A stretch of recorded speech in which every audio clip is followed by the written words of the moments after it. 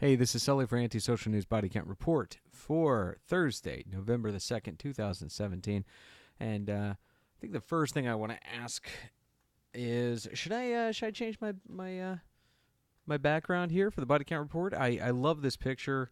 If you've followed the Body Count Report, you know that I've followed the Marawi battle against Maute for just so long, and I love seeing the sun and the three stars out there with the soldiers. It's just such a cool picture, and it's happy. It's not a depressing story, and it's antisocial only because nobody else is talking about it. So I feel like this picture perfectly captures what antisocial news is all about. It's about those awesome human stories out there that everybody's missing because we're all stuck in our own little narratives. So what do you think? What should I change my picture to? If you have a suggestion, please let me know. And with that, I'm going to jump to a couple news stories that I have missed, that I overlooked. First, a crazy shootout, an attack with police in Egypt. So this happened October the 20th. At least 16 police officers killed in Egyptian desert shootout. Authorities were following a lead to an apartment with 8 suspected Hamas members. Now, if you're not familiar with some of the crazy political strife in Egypt, you should know that Egypt has an underlying scary group called the Muslim Brotherhood, which runs things, funds terror groups. So the government has got to fight with them as they try to push the world towards more hyper-conservative, push Egypt towards more hyper-conservative policies and push the world more towards war. It's a pretty crazy situation over there. Check this story out. Irish Times reporting. And another one, I was just going through Irish Times Africa section, so I'm going to put a link just to Irish Times Africa. They've talked about a lot of the things that I talked about on the Body Count Report that I've sourced from Africa News. I didn't even think to look at Irish Times, but Irish Times did a good job of covering stuff. And I missed this story, which happened also on October 20th. Malawi, this is Malawi, not Marawi, one letter difference, arrests 140 in clampdown after vampirism killings. Wave of attacks in southeastern African country sees at least 9 people lynched. Now, I used to cover some of those horrific killings and stuff like that of albinos. Some of the earliest body count reports were covered stuff like that. Oh my gosh, superstition. It's just so horrible. And we have apparently people being killed. Either people who are so deluded that they actually think they're vampires, or people who are so manipulatable that they attacked people for thinking they're vampires. So just it's just so sad to see people manipulated and convinced of ridiculous crap. So superstition is still killing people around the world. Yeah, I don't like seeing those stories, but I should bring them up because it's one of the things that'll kill you, believing stupid crap. Okay, well, let's move along to Eritrea. Also, can I just say this is very body count report style with the flags here. I used to always have those in my titles. All right, Sudan, Ethiopia, and the Gulf. Here you see this is Eritrea.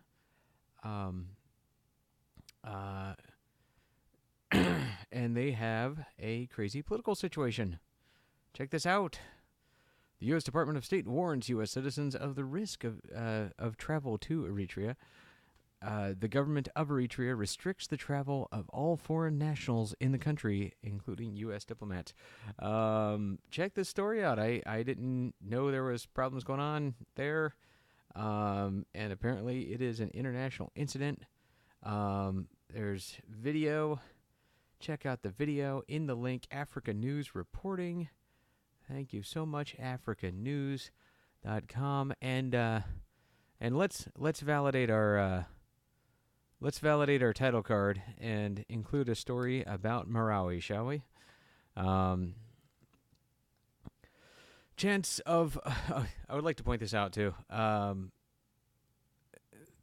lot of conservative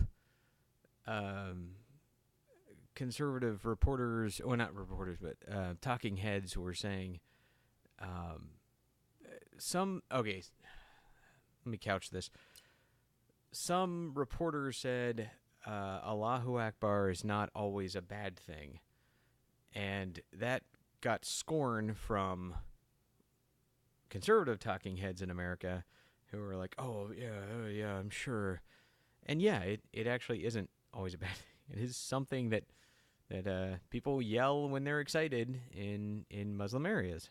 So there's a chance of Allahu Akbar can be heard through sobs as the Darul Iftah House of Opinion led prayers on Wednesday morning's flag-raising ceremony in front of the Marawi City Hall, the first since the siege of the city began 5 months ago. Okay, so this is people who liberated themselves from terrorists, and they are all Muslims themselves. So when they're raising the flag of their country, the Philippine flag, and if you are not familiar with the Philippine flag, there it is, right there, right in the middle of the screen there. Beautiful red, white, blue, and gold flag, and it was being raised, and the people of the town were yelling Allahu Akbar because they were happy, they were excited, and they're Muslim, moderate Muslims, not the terrorists who they killed and or pushed out of their town. And congratulations to the moderate Muslims of Marawi in Lanao do Sur, Philippines. Very exciting story. And as long as I include one story about Marawi in every episode, I can keep my Marawi victory title card there. I think the first time I go on Manila Times regions and I don't find a Marawi story, I'll have to change it. But until then, I'll keep it up there. Victory continues. Okay, so this is a creepy deepy story here. A Ynet News reporting: Hezbollah leader meets with Hamas deputy leader, and this is Iran. Well, active in Iran and Lebanon.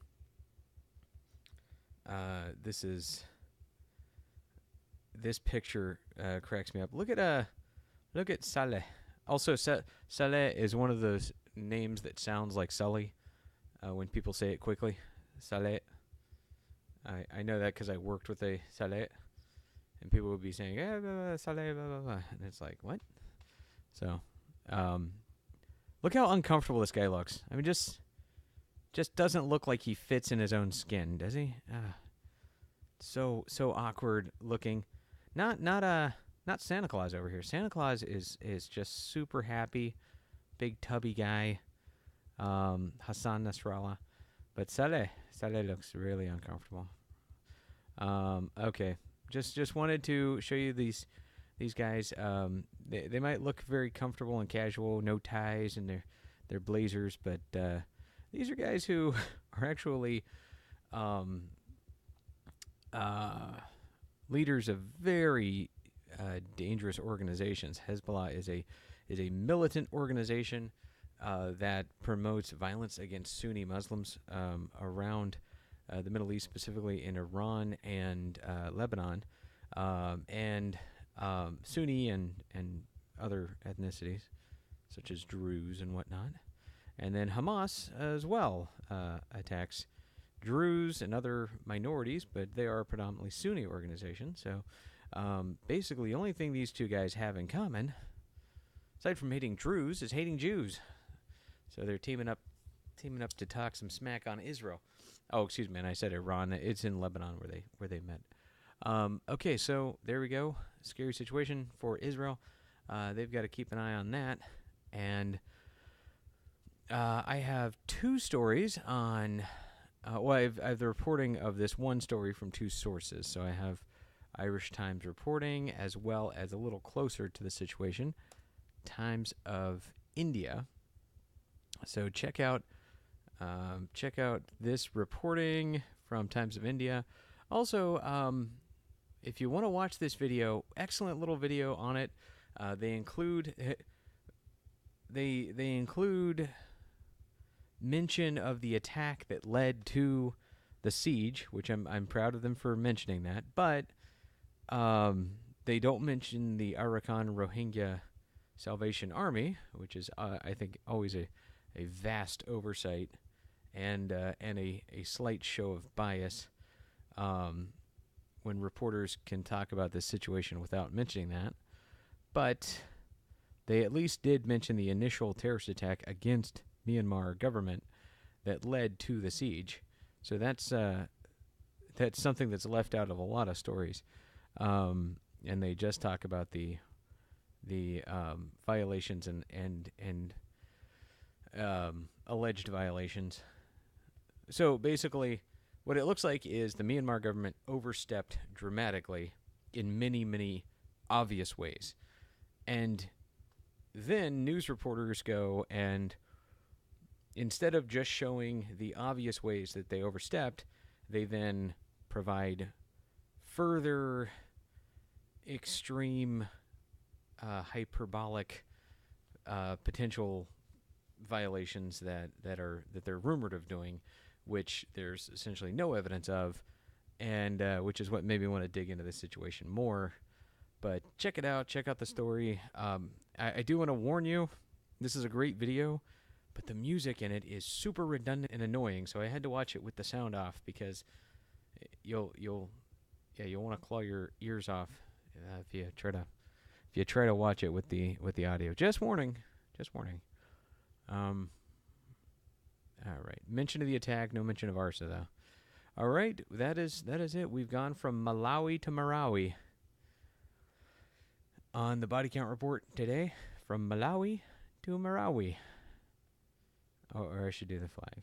From Malawi to Marawi in the body count report today. This is Sully for Any Social News. I want you to like this video. I want you to subscribe to this channel. I want you to share this content. And I want you to comment and tell me what you want me to do, what you want me to cover. I want some feedback from you. So this is Sully for Any Social News. I want you to stay safe out there. Like, comment, subscribe, share. Cheers.